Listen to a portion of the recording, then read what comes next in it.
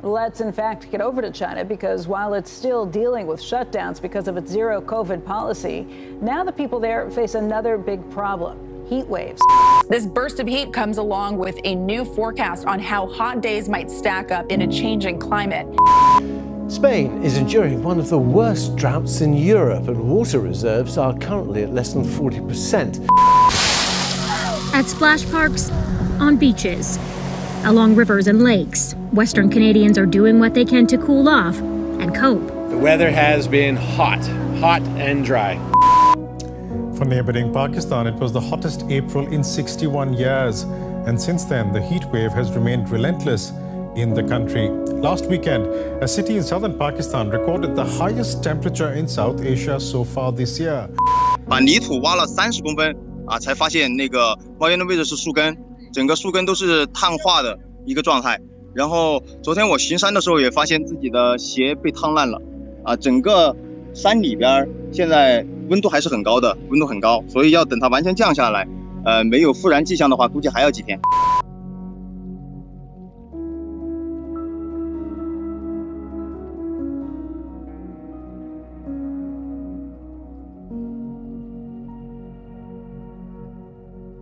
Good morning, everyone. Beautiful sunny day here in Chongqing. We are part of a heat wave, and the temperatures have been skyrocketing for weeks here, as high as 45 in the city. I am in China here, a city of over 32 million people, and I wanted to actually see what the surface and how hot things got in this city. This is my little e-bike I drive. Okay, you can see that there's the temperature gun, 128.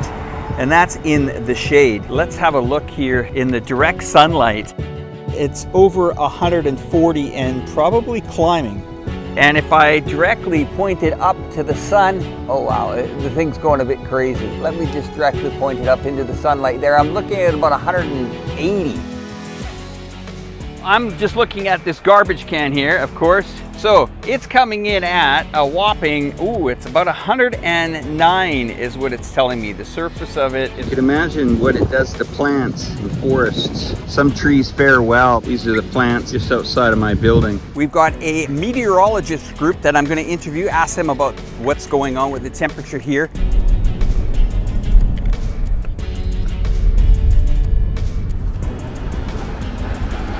I've just arrived here at the meteorologist's office. Now you can just have a look at today's temperature here, going up to a screaming 44, 39 tomorrow, 42 Saturday, 42 Sunday. Well, my good friend Gaowei earlier today said to me, Alex, you have to get downtown to talk to a couple of people that know a lot about this weather, a little bit more than I do. So what's the official name? Chongqing Meteorological Bureau.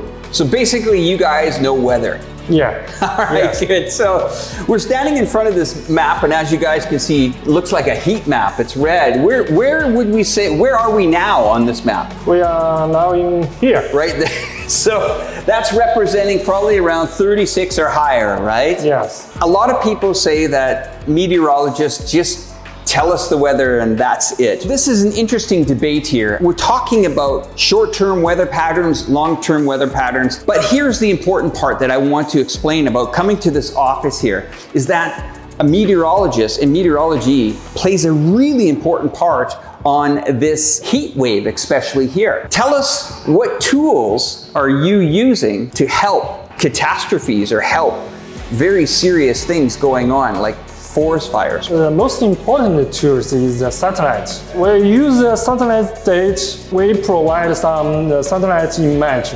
You guys can focus on the sat. You actually have access to looking at the imagery from this. How accurate is it? 25 meters. So 25 meters. Yeah. You can probably see if it's a hot area, maybe a forest fire. Yes. Can you see that? Yes. That's pretty important stuff. Especially with this is all in, we're in Chongqing here. Yeah. Up in the hills, it's just trees and trees and trees. But can you imagine if they caught fire in these temperatures? It could be a catastrophe. You're preventing something that could be devastating to an entire region just like this.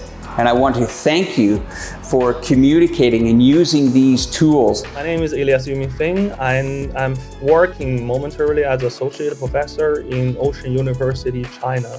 in Shandong province, Qingdao city. And my academic background is climate change and climate solutions. I've been doing that since my bachelor in 2006. At 2012, I went to Germany to get my PhD doctorate degree. Is China doing its part right now? Okay, I think this is I had a forum last week with some scientists and scholars and also politicians from Germany mostly, and also experts from the United States. We have a very clear discussion about it, and I found opinion is highly divided. So there are different people have different perspectives in this regard. But I think the global coordination, if the geopolitics conflicts intensify, I think the global coordination and the cooperation will be not that good as before. This is only regard of global coordination. For example, let's do something together. Let's make some system together. Let's make some multilateral framework that we can work together. I'm talking about this thing. But this thing is getting bad naturally because we don't have really some good atmosphere and chemistry to really work on it. And the people started to doubt each other and don't trust each other. Of course, this is a natural development.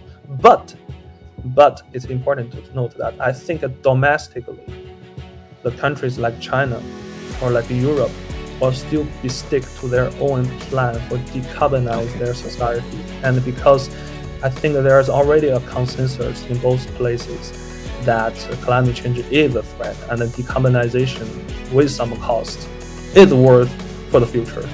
And then especially I think the Chinese government, as I could receive the signal and messages from the top, from our superiors and from both political circles and from academic circles, the determination is strong and undoubtable. I want to thank you once again for joining the program. And we look forward to hopefully seeing you on social networks soon. Now we're going to head down to the riverbed here just to see how dry the Yangtze River is. No swimming. Well, can you? 3 weeks of over 40 every day. So right in front of me here is the Jiangxi River. And normally people would come down here at night, walk around in this area and enjoy a river walk. And well, it's dry. Well, we're gonna go see really how hot it is down on the surface there. That's the Quincyman Bridge. That's from downtown, and that goes across to Jiangxi, which has another 935,000 residents. The riverbed here, have a look at it. In this city of 30-some million, to be able to walk in the middle of a riverbed. This river is known to actually flood sometimes during this season. This river meets just around the corner there. You see those boats and you'll see that big, beautiful construction of Raffles City. It's designed like the sail, like a front of a ship, to rejoice the waters coming in from the Yangtze and the Jiangxi River. Well, it's not. These are the water level measurements here. So this is in Celsius right now. The water's coming in at 36.2, and it kind of looks like Mars. I mean, seriously, Mars.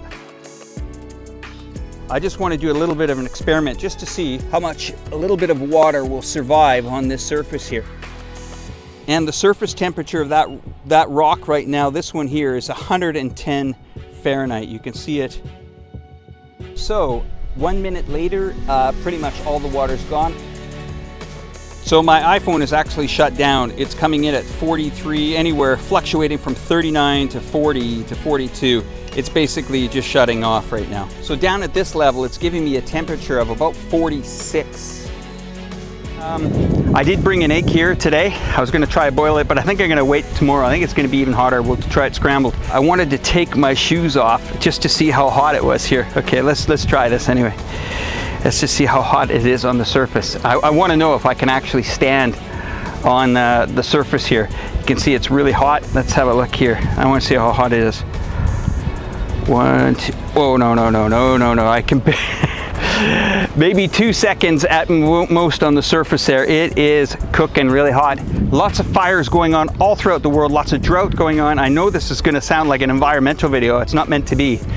It's just to bring the awareness here, what's going on in China, as the same as Spain, as the same as the United States, Canada, Australia, many countries around the world are suffering droughts and very, very extreme temperatures this year.